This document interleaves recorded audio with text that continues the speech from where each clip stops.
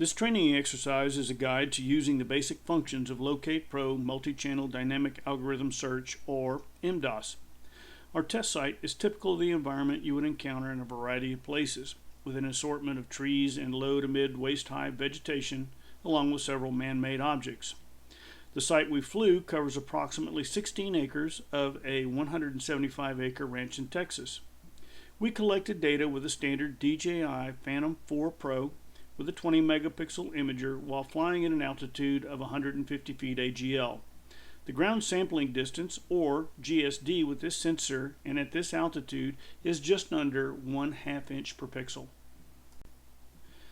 The targets are 12 by 12 inch square foam rubber mats in pastel colors.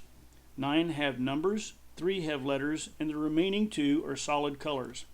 Additionally, there are 4 12 by 12 square paisley or tie-dyed colored cotton bandanas stretched over plywood sheets.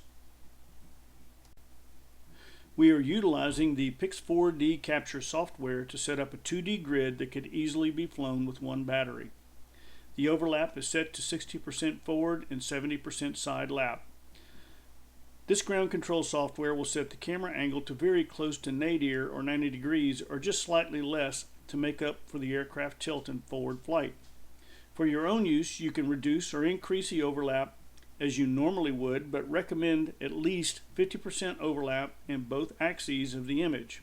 Locate will process as many images as you collect and do it very quickly. It is important to ensure your camera settings are correct so that color renditions are as true to natural as possible. Most cameras will allow for a variety of color themes, but we want to avoid those as they can distort the true colors in the images. For this flight, the white balance was set to auto, the exposure was set to normal, and auto exposure was selected. Since this is a DJI drone, the color can also be selected, and we set this to normal. You should make it a habit to check these settings before every flight to avoid having to refly missions because of incorrect settings. MDAS color channels are comprised of the 3 primary colors of red, green, and blue, or RGB, and the second channels of yellow, cyan, and magenta.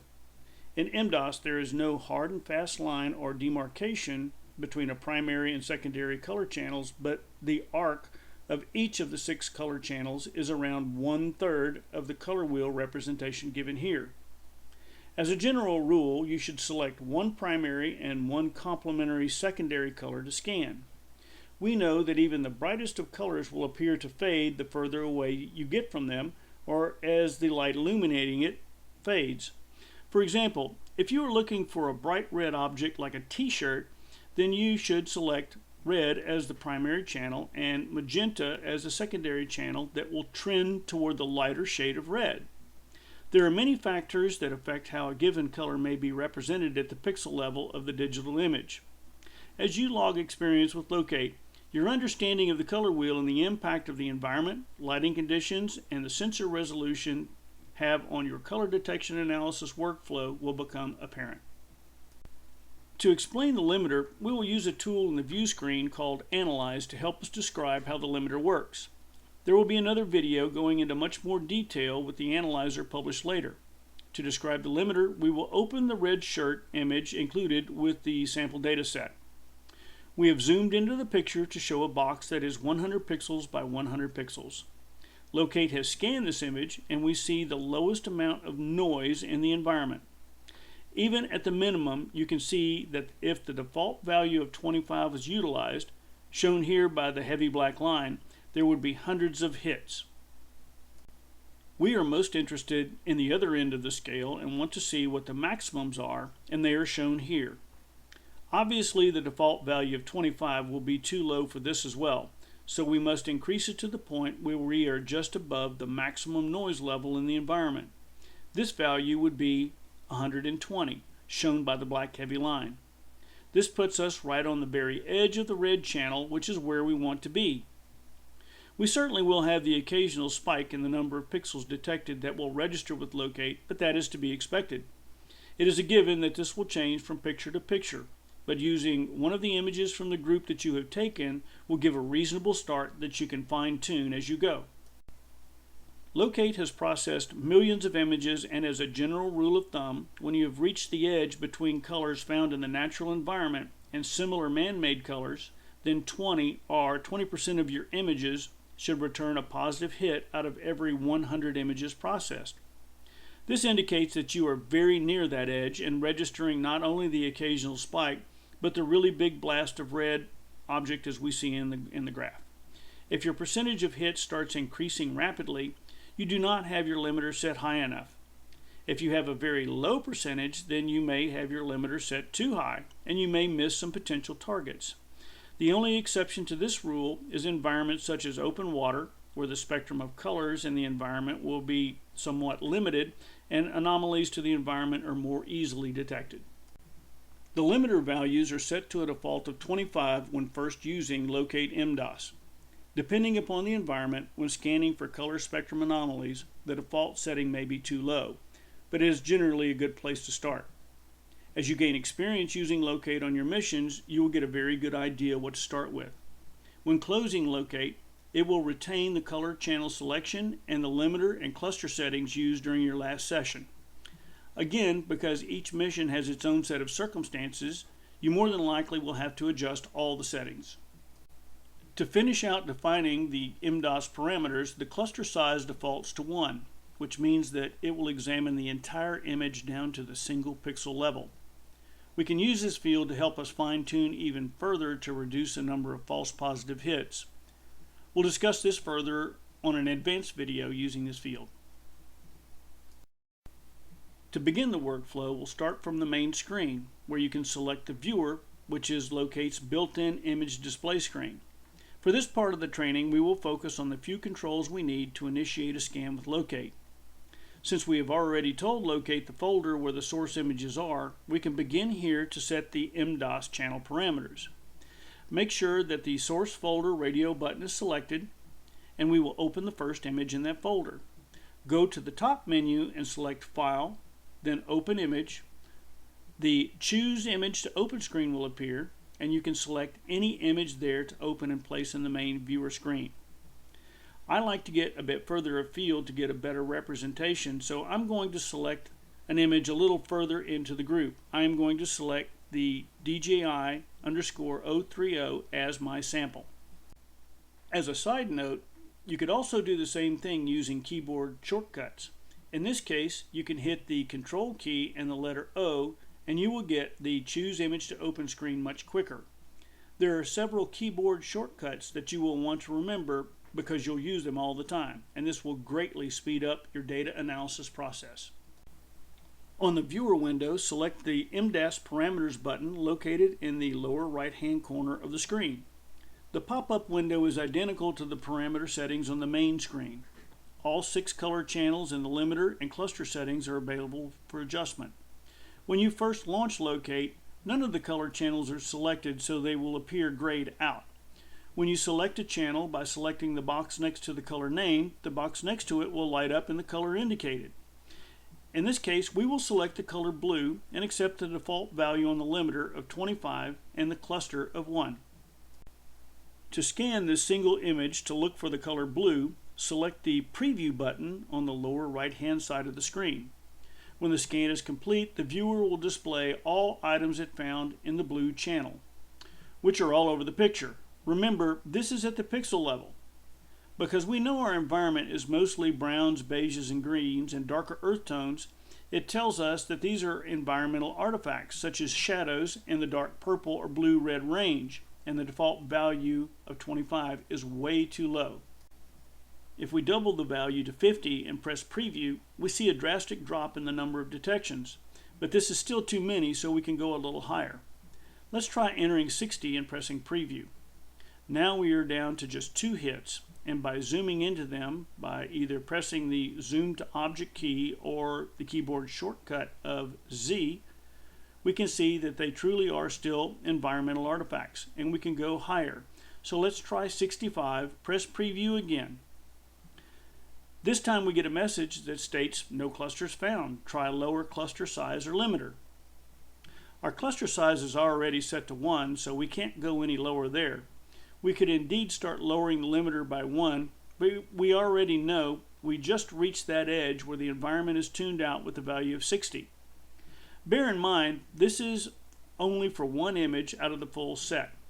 As we all know, lighting, exposure, altitude, and angle can change and won't be the same for all of them, but these values are a good starting point to begin a scan with. To apply 60 as the limiter setting used for the other images in the data set, you must press the Apply button to make it record. Because the entire spectrum of shades and hues of any color may not be captured when applying only the primary color channel, it is necessary to include a secondary color channel. By setting a primary and a complementary secondary color, the locate scan will include the wider spectrum of shades and hues of the target colors. To determine the most appropriate limiter setting for the secondary color channel, we will apply the same iterative process used in setting the primary color channel. Again, we set the value, preview it, reset if necessary, and preview again until the limit results are right at the edge of the color spectrum where the natural environment has been tuned out. We can use the same image and turn off the blue channel by clicking the box next to the color name. It will again be grayed out, but notice that your limiter value will remain unchanged. Now select the secondary channel. In this case, we will want to use the red plus blue channel to get more toward the darker blues and purples. From our experience with setting the blue channel, we know that the default value will likely be too low here as well. So we will just go ahead and raise it to 50 and press preview now. Again, too many environmental artifacts are being detected, so let's bump it up to 65 and press preview. Now we get the message no clusters found, so we are very near the edge that we spoke of. We made some changes to the parameters, so to save them for use, we must again press the Apply button. Always press the Apply button when you change any of the values. In both the main window and the viewer window, there are a set of buttons that control locate scanning functions. These buttons mimic the standard VCR type to play, pause, and stop the scanning process. For this exercise, we will close the viewer window and return to the main window. Now displayed in the box labeled Multichannel Dynamic Algorithm Search MDAS are the channels selected and the stored parameters for each. Now we are ready to press the play button.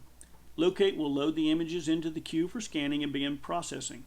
Watching the status screen on the right-hand side shows the progress and the clusters found.